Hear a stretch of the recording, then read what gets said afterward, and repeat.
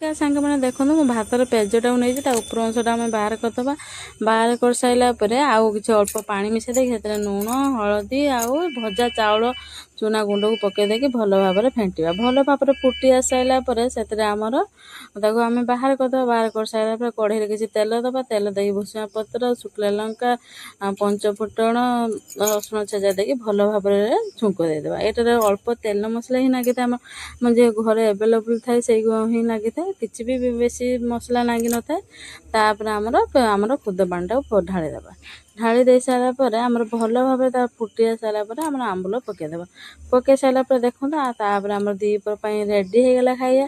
तो बहुत टेस्ट पुराणा खाइया है कौन टेस्टा बहुत सुंदर लगी था। आ देखो मो झील मैंने खाइया बसीगले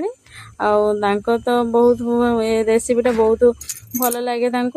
से आमर बहुत टाइम भी बनाई थाए भाविले आपण मन सहित ये रेसिपीटा सेयार करदेवाई आपन को खुद पानी रेसिपीटा केमिति लगे क्या भल लगे निश्चय कमेंट माध्यम निश्चय जनातु।